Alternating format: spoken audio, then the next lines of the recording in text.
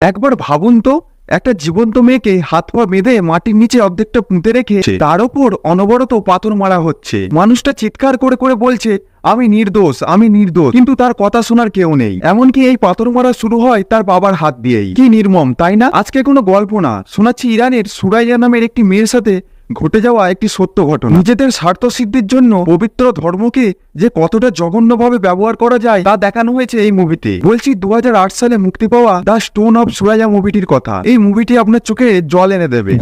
গল্পটা শুরু হয় ইরানের একটা গ্রামকে দেখিয়ে। শহর থেকে অনেকটা দূরে প্রত্যন্ত এই গ্রামে নারীদের সাথে দাসীদের মতো ব্যবহার করা হতো। নারীদের কোনো সম্মান দেওয়া হতো না। এই গ্রামের একজন মহিলা যার নাম জারা, তাকে দেখা যায় নদীর তীরে বসে কিছু হাড়গোড় জড়ো করছে। এরপর সে ওই হাড়গোড়গুলো ভালোভাবে দাফন করে দেয়। এর থেকে আমরা বুঝতে পারি হয়তো এই হাড়গুলো কোনো মানুষের শরীরের হাড়। এরপর দেখা যায় ফেডুইন নামের এক আমেরিকান সাংবাদিককে। সে কোনো একটা প্রজেক্টের কাজে সেই গ্রামে এসেছে। গ্রামের রাস্তা তেমন একটা ভালো ছিল না। হঠাৎ একটা জায়গায় এসে তার গাড়িটি খারাপ হয়ে যায়। তাই সে বাধ্য হয়ে গ্রামের মধ্যে থাকা একটা গাড়ির গ্যারেজে যায়। এরপর আমাদের দেখানো হয় জারাকে, মানে সেই মহিলাটিকে যে নদীর পাড়ে হাড়গোড় কবর দিচ্ছিল। সে ফেডুইনকে দেখতে পেয়ে সে তার কাছে যায় এবং তার সাথে কথা বলে যারা জানতে পারে সে একজন আমেরিকান সাংবাদিক। যারা তখন তাকে বলে সেই গ্রাম সম্পর্কে কিছু গোপন কথা তাকে বলতে চায়। ফেডুইন অবাক হয়ে তাকে জিজ্ঞাসা করে কি বলতে চাও।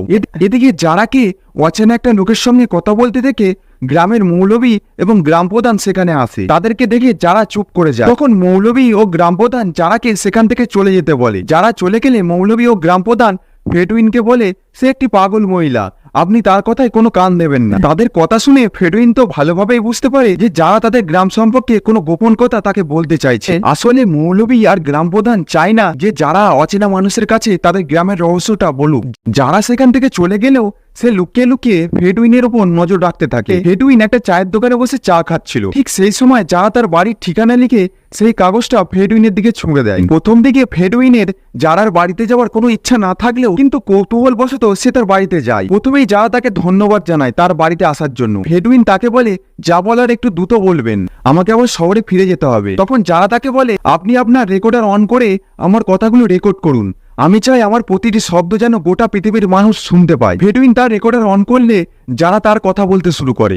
তখন যারা বলে এই গ্রামের লোকেরা জুলুমের শেষ সীমা পার করে গেছে, এরা এখন শয়তানের থেকে কোনো অংশে কম নয়। গ্রামের লোকেরা তার ভাগ্নি অর্থাৎ তার বোনের মেয়ের সঙ্গে যা করেছে সেই কাহিনী আজ সে বলবে। যারার বোনের মেয়ের নাম সুরাইয়া, সে একজন সহজ সরল ধার্মিক প্রকৃতির একটা মেয়ে। সুরাইয়ার স্বামীর নাম আলী। তাদের সংসারে 2 ছেলে এবং 2 মেয়ে ছিল। আলী মানুষ হিসেবে খুব বদমেজাজি এবং চরিত্রহীন একটা মানুষ। পান থেকে চুন খসলেই সে সুরাইয়ার গায়ে হাত তুলতো। বাচ্চাদের সামনে সে সবসময় সুরাইয়াকে বেধড়ক মারতো। কিন্তু এরপরেও সুরাইয়া আলীর সব জোর-জুলুম অত্যাচার মুখ বুজে সহ্য করে নিত। সে তার সাধ্যমতো চেষ্টা করত তার স্বামীকে খুশি রাখা। সুরাইয়ার স্বামী আলী শহরের একটা জেলের গার্ড হিসেবে কাজ করত। সে সুরাইয়াকে অনেক মারধর করলেও সুরাইয়া কোনোদিন তার মুখে মুখে তর্ক করেনি, তার প্রতিবাদও করেনি, কিংবা কারোর কাছে বিচারও দেয়নি। একদিন পাশের গ্রামের 14 বছরের একটা কুমারী মেয়ের ওপর আলীর কুনজর যায়। ওই মেয়েটার বাবা আলী যে কারাগারে কাজ করে সেই কারাগারে বন্দী আছে। মেয়েটার বাবার সাথে আলীর চুক্তি হয় যদি সে তাকে কারাগার থেকে মুক্ত করতে পারে তবে সে তার মেয়ের সঙ্গে আলীর বিয়ে দেবে। কিন্তু আলীর 2 বউ 2 সংসার চালানোর মতো আর্থিক স্থিতি ছিল না। এই জন্য সে চাইছিল সুরাইয়া যেন তাকে ডিভোর্স দিয়ে দেয়, তাহলে আলী নিশ্চিন্তে ওই 14 বছরের কুমারী মেয়েটাকে বিয়ে করে নিতে পারবে। কিন্তু সুরাইয়া আলীকে ডিভোর্স দিতে রাজি হয় না, কারণ সে যদি আলীকে ডিভোর্স দিয়ে দেয় তাহলে আলী তার নতুন বউ আর 2 ছেলেকে নিয়ে শহরে চলে যাবে। তখন সুরাইয়া আর তার 2 মেয়ে কি করে থাকবে, কারণ আলী তার 2 মেয়েকে সহ্য করতে পারত না আর সে কখনো তাদের দায়িত্ব নিতে চায় না।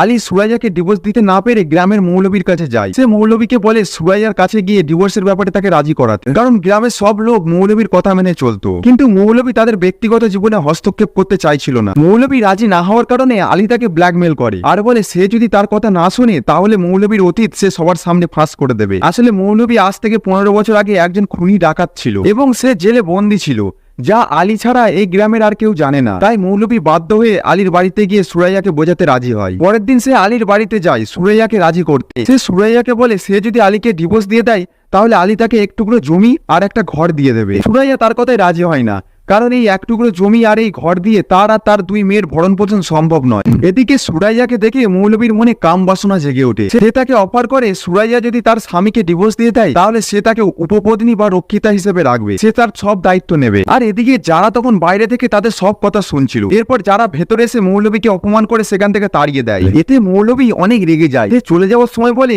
সে তাদের দুজনকার জীবন জাহান্নাম বানিয়ে দেবে। মৌলবী চলে যাওয়ার পর সুরাইয়া যারার কাছে সেই 14 বছরের মেয়েটার কথা জানতে পারে যাকে আলী বিয়ে করতে চায়। রাতে আলী বাড়ি ফিরলে সুরাইয়া তাকে খেতে দেয়, কিন্তু আলী খাবার ভালো হয়নি বলে এই বাহানায় সুরাইয়াকে অপমান করতে থাকে। আলী তার ছেলেদেরকেও তার মায়ের বিরুদ্ধে উস্কে দেয় যে তাদের মা তাদের ভালোবাসে না, তাদের মা চায় না তারা ভালোভাবে বড় হোক। ফলে তার ছেলেরাও সুরাইয়াকে অনেক উল্টোপাল্টা কথা শোনায়। এতে বিরক্ত হয়ে সুরাইয়া এই প্রথমবারের মতো প্রতিবাদ করে, আর আলী এই কারণে সুরাইয়াকে অনেক মারধর করে। এক পর্যায়ে সুরাইয়া তার দুই মেয়েকে নিয়ে ঘর ছেড়ে বেরিয়ে যায় এবং সে জারার বাসায় চলে আসে। যারা তখন সুরাইয়াকে বোঝায় পুরুষ মানুষ রেগে থাকলে তাদের মুখের উপর কথা বলতে নেই। সে সুরাইয়াকে বাড়ি ফিরে আলীর কাছে ক্ষমা চাইতে বলে আর সবকিছু মিটমাট করে নিতে বলে। যারা যখন সুরাইয়ার সাথে কথা বলছিল তখন হাসেম নামের একটা লোক দৌড়াতে দৌড়াতে তাদের কাছে এসে বলে তার স্ত্রীর অবস্থা ভালো না, যারা যেন তাকে সাহায্য করার জন্য তাদের ঘরে আসে। কিন্তু যারা সুরাইয়া হাসেমের ঘরে যাওয়ার আগে তার স্ত্রী মারা যায়। এতে হাসেম অনেক ভেঙে পড়ে। হাসেমের একটা ছেলে আছে কিন্তু সে একজন প্রতিবন্ধী, তাকে দেখাশোনা করার জন্য সব সময় একজন তার সঙ্গে থাকতে হয়। হাসেমের স্ত্রী মারা যাওয়ায় সবাই টেনশনে পড়ে যায়। এখন তাহলে ওই ছেলেটাকে কে দেখাশোনা করবে, কারণ হাসেমকে তার কাজের জন্য বাইরে যেতেই হবে। তো তখন গ্রাম প্রধান আর মৌলবী সুরাইয়াকে বলে সে যদি হাসেমের ছেলেকে দেখাশোনা করে তাহলে তাকে তারা টাকা দেবে। সুরাইয়া এই প্রস্তাবে রাজি হয়ে যায়, কারণ তার একটা কাজের খুব দরকার ছিল। সে সিদ্ধান্ত নেয় সে হাসেমের বাড়িতে কাজ করবে, আর যা বেতন পাবে তাই দিয়ে সে তার মেয়েদের মানুষের মতো মানুষ করবে। কিন্তু সে জানতো না যে এই সব কিছু ছিল মৌলবী আর তার স্বামীর প্ল্যান। তারা সুরাইয়ার বিরুদ্ধে এমন একটা মাস্টার প্ল্যান করে যাতে সাপও মরে আর লাঠিও না ভাঙে। তারা আসলে কি প্ল্যান করেছিল তা আমরা একটু পরেই জানতে পারবো। এদিকে সুরাইয়া হাসেমের বাড়িতে কাজে লেগে পড়ে। হাসেমের ছেলেকে দেখাশোনা করে, তার সঙ্গে বাড়ির অন্যান্য কাজও করত। অন্যদিকে আলী সুরাইয়ার উপর নজর রাখতে শুরু করে। একদিন রাতে আলী মৌলবীর সঙ্গে দেখা করে। তাদের মধ্যে যা কথাবার্তা হয় তা থেকে আমরা তাদের প্ল্যানের ব্যাপারে জানতে পারি। তারা সুরাইয়াকে হাসেমের বাড়িতে কাজে রেখেছে এই জন্য যেন তারা সুরাইয়া ও হাসেমের একটা অবৈধ সম্পর্ক আছে সেটা সকলের কাছে প্রমাণ করতে পারে। যদি তারা এটা করতে পারে তবে আইন অনুযায়ী সুরাইয়ার শাস্তি হবে পাথর নিক্ষেপে মৃত্যু। আর যদি এটা করা সম্ভব হয় তাহলে সুরাইয়া আলীর পথ থেকে সরে যাবে, আর আলী সেই 14 বছরের কুমারী মেয়েটাকে বিয়ে করতে পারবে। আর ডিভোর্সের জন্য সুরাইয়াকে কোনো টাকা দিতেও হবে না। আর মৌলবী এই কাজের জন্য আলীকে সাহায্য করছিল। এইভাবে কিছুদিন কেটে যায়। আলী আর মৌলবী হাসেম ও সুরাইয়ার ব্যাপারে বিভিন্ন মিথ্যে ঘটনা ইতিমধ্যে রটাতে শুরু করে দেয়। এক সময় পুরো গ্রাম তাদের অবৈধ সম্পর্ক নিয়ে কানাঘুষো করতে শুরু করে দেয়। যারা বাইরে থেকে এসব শুনে এসে সুরাইয়াকে বলে যে গ্রামে উঠে গেছে যে তোমার আর হাসেমের মধ্যে অবৈধ সম্পর্ক রয়েছে। পরের দিন আলী গ্রাম প্রধানের কাছে গিয়ে সুরাইয়ার ব্যাপারে অভিযোগ করে। গ্রাম প্রধান তখন তাকে বলে এটা প্রমাণ করার জন্য কমপক্ষে 2 জন সাক্ষী লাগবে। তাই আলী আর মৌলবী হাসেমের বাড়িতে এসে হাসেমকে মিথ্যে অভিযোগ স্বীকার করে নিতে বলে, আর বলে সে যদি তাদের কথা না শোনে তাহলে তারা তার প্রতিবন্ধী বাচ্চাকে মেরে ফেলবে। হাসেম ভয়ে তাদের কথায় রাজি হয়ে যায়। পরের দিন আলী সুরাইয়ার কাছে এসে সুরাইয়াকে বেধড়ক মারতে থাকে আর চিৎকার করে হাসেম ও সুরাইয়ার অবৈধ সম্পর্কের কথা বলতে থাকে। তখন সেখানে যারা এসে সুরাইয়াকে আলীর কাছ থেকে বাঁচিয়ে ঘরে নিয়ে যায়। একটু পরে গ্রাম প্রধান মৌলবী আর আলী জারার ঘরে আসে। গ্রাম প্রধান হাসেমকে জিজ্ঞাসা করে আলী যে অভিযোগগুলো করেছে তা কি সত্যি। হাসেম আলীর ভয়ে মিথ্যে অপবাদ স্বীকার করে নেয়। সে বলে যে তার স্ত্রীর মৃত্যুর পর তার এবং সুরাইয়ার মধ্যে অবৈধ সম্পর্ক গড়ে উঠেছে। এদিকে এই ঘটনার পর পুরো গ্রামে আন্দোলন শুরু হয়ে যায় সুরাইয়াকে শাস্তি দেওয়ার জন্য। তাদের মতে আজকে যদি সুরাইয়াকে শাস্তি দেওয়া না হয় তাহলে কালকে এই গ্রামের অন্য মেয়েরাও এই পাপের পথে পা বাড়াবে। গ্রামের নিয়ম অনুযায়ী এই পাপের শাস্তি পাথর ছুঁড়ে মৃত্যু দেওয়া। অবস্থার বেগতিক দেখে যারা চেষ্টা করে সুরাইয়াকে অন্য কোথাও পাঠিয়ে দেওয়ার, কিন্তু গ্রামের লোকেরা যারার বাড়ির সামনে পাহারা বসিয়ে রেখেছিল যেন সুরাইয়া ঘর থেকে পালাতে না পারে। যারা জানে সুরাইয়া নির্দোষ, কিন্তু তার কাছে এটা প্রমাণ করার কোনো উপায় ছিল না। এদিকে সুরাইয়ার পাথর ছুঁড়ে মৃত্যুর শাস্তি ঘোষণা করা হয়। সুরাইয়া শেষ পর্যন্ত তার নিয়তি মেনে নেয়। সে তার মেয়েদের কাছ থেকে চিরবিদায় নিয়ে নেয়। সে তার মেয়েদেরকে বলে মা তোরা বড় হয়ে প্রমাণ করিস যে তোদের মা নির্দোষ ছিল। এদিকে গ্রামের মানুষরা তাকে শাস্তি প্রদানের জন্য একটি নির্দিষ্ট জায়গায় নিয়ে যায়। যাওয়ার সময় হাসেমের সাথে সুরাইয়ার দেখা হয়। হাসেম তার চোখে চোখ রাখার সাহস পাচ্ছিল না, কারণ সে তার উপর যা জুলুম করলো তার কারণে আল্লাহ তাকে কখনো ক্ষমা করবেন না। সে নিজেকে অপরাধী ভাবতে থাকে, কিন্তু সে নিজেকে এটা বলে সান্ত্বনা দেয় যে সে তার বাচ্চাকে বাঁচানোর জন্য এসব করেছে। সুরাইয়াকে শাস্তি দেওয়ার জন্য একটি জায়গায় নিয়ে গেলে সেখানে অনেক লোক জড়ো হয়। মৌলবী সব লোকেদের সামনে ভাষণ দেয়, বলে যে সুরাইয়াকে পাথর ছুঁড়ে মৃত্যু দেওয়ার পরেই এই গ্রাম পাপ মুক্ত হবে। তাই কেউ যেন তার উপর কোনো দয়া না দেখায়। তখন গ্রাম প্রধান শেষবারের মতো সুরাইয়াকে কিছু বলতে বলে। সুরাইয়া তখন বলেছে, এই গ্রামের প্রতিটি ধুলিকণা, আকাশ বাতাস আর আমার মহান আল্লাহ জানে আমি নির্দোষ। আমাকে বিনা অপরাধে আজকে শাস্তি দেওয়া হচ্ছে। আমার ওপর জুলুমের জন্য সবাই দায়ী থাকবে। আল্লাহর কাছে এর জবাব দেওয়ার জন্য তোমরা সবাই প্রস্তুত থেকো। গ্রামের লোকেরা সুরাইয়ার কথায় কোনো পাত্তা না দিয়ে তাকে শাস্তি দেওয়ার জন্য মরিয়া হয়ে ওঠে। গ্রাম প্রধানের নির্দেশে সেখানে একটা গর্ত করা হয়। গর্তের মধ্যে সুরাইয়ার অর্ধেক শরীরটা মাটি চাপা দিয়ে দেওয়া হয়। তার হাত পা বেঁধে দেওয়া হয় যেন সুরাইয়া উঠে পালাতে না পারে। এরপর মৌলভী তার বাবাকে প্রথম পাথরটা ছুঁড়তে বলে। সুরাইয়ার মেয়েরা যেন তার মায়ের চিৎকার শুনতে না পায়, এই জন্য একজন মহিলা তাদের কান বন্ধ করে রাখে। সুরাইয়ার বাবার হাতে যখন পাথর দেওয়া হয় তখন যারা সবাইকে সামনে এসে চিৎকার করে বলতে থাকে, বন্ধ করো তোমাদের এই মৃত্যুর খেলা, সুরাইয়া নির্দোষ।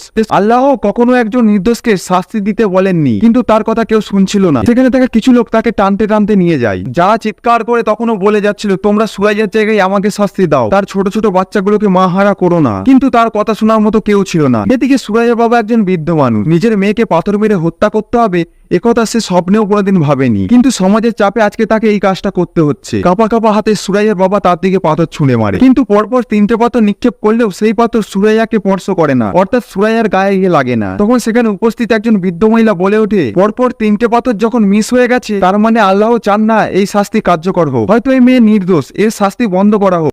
গ্রাম প্রধানেরও এই কথা বিশ্বাস হয়। সে শাস্তি বন্ধ করার চেষ্টা করে, কিন্তু আলীর ইশারায় মৌলভী গ্রাম প্রধানকে টেনে পেছনে নিয়ে যায়, যেন কোনোভাবে সে শাস্তি বন্ধ করতে না পারে। কারণ সুরাইয়া যদি বেঁচে যায় তাহলে তাদের গোপন রহস্য ফাঁস হয়ে যাবে। মৌলভী এবার আলীর হাতে পাথর তুলে দেয়।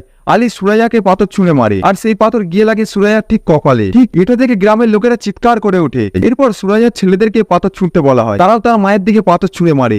এরপর হাসেমকে পাথর ছুঁড়তে বলা হয়, কিন্তু হাসেম পাথর ছুঁড়তে পারে না। সে তার ছেলেকে নিয়ে সেখান থেকে চলে যায়। এরপর শুরু হয় সুরাইয়ার ওপর পাথরের বৃষ্টি।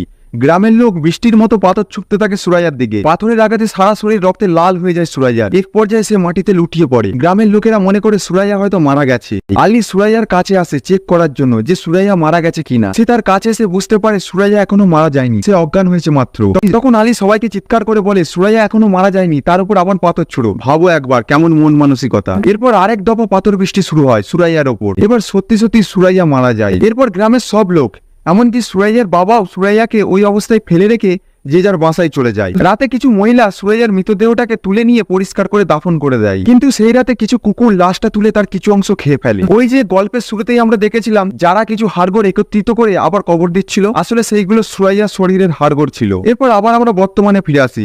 এতক্ষণ সুরাইয়ার কথাগুলো যারা সেই সাংবাদিককে বলছিল, সুরাইয়ার কথাগুলো শুনতে শুনতে ফেডউইনের চোখেও জল চলে আসে। ফেডউইন এই সংবাদ প্রকাশের সিদ্ধান্ত নেয়। এই জন্য সে টেপ রেকর্ডারে রেকর্ড হওয়া সেই ক্যাসেটটা নিয়ে যেতে চায়, কিন্তু যারা জানতো এই গ্রামের লোকেরা ফেডউইনকে এই সংবাদ প্রকাশ করতে দেবে না, তারা ফেডউইনের কাছ থেকে ক্যাসেটটা ছিনিয়ে নেবে। এই জন্য যারা চালাকি করে সেই ক্যাসেটটা তার কাছেই রেখে দেয়। অন্যদিকে দেখা যায় আলী মৌলভীকে এসে বলছে সেই পাশের গ্রামে 14 বছর মেয়েটার সাথে তার বিয়ে হওয়ার কথা ছিল, তার হবে না, কারণ সেই মেয়েটার বাবাকে সে বাঁচাতে পারেনি। এদিকে হাসেমও তার অপরাধের গ্লানি থেকে বের হতে পারছিল না। সে গ্রাম প্রধানের কাছে এসে সব সত্য কথা বলে দেয়। সে বলে দেয় যে আলী ও মৌলভী তাকে ভয় দেখিয়ে মিথ্যা সাক্ষী দিতে বাধ্য করেছিল। এদিকে গ্রামের লোকেরা আবার যখন দেখে ফেডউইন জারার বাড়ি থেকে বের হচ্ছে, তখন তারা তাকে চেক করে এবং তার কাছে থাকা সমস্ত ক্যাসেট তারা ছিঁড়ে ফেলে নষ্ট করে দেয়। এরপর ফেডউইন সেখান থেকে আরো কিছু দূর যাওয়ার পর যারা সেই ক্যাসেটটা নিয়ে দাঁড়িয়ে আছে, মানে সেই ক্যাসেটটা যেই ক্যাসেটে সুরাইয়ার কাহিনী রেকর্ড করা ছিল, সেটা নিয়ে দাঁড়িয়ে আছে, সে ফেডউইনকে সেই ক্যাসেটটা দিয়ে দেয়। মৌলভী সহ আরো গ্রামের লোকেরা তাদের কাছে পৌঁছানোর আগেই ফেডউইন গাড়ি নিয়ে সেখান থেকে চলে যায়। আর যারা তখন চিৎকার করে করে বলতে থাকে,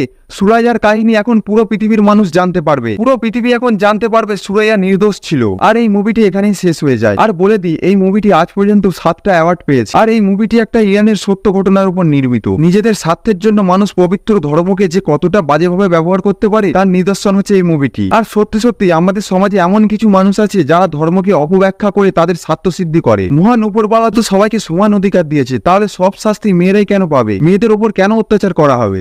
যাই হোক, এই মুভিটি আপনাদের কেমন লাগলো তা জানাতে ভুলবেন না। আর ভিডিওটি যদি ভালো লেগে থাকে চ্যানেলটি সাবস্ক্রাইব করে আমাদের সঙ্গেই থাকবেন। ধন্যবাদ।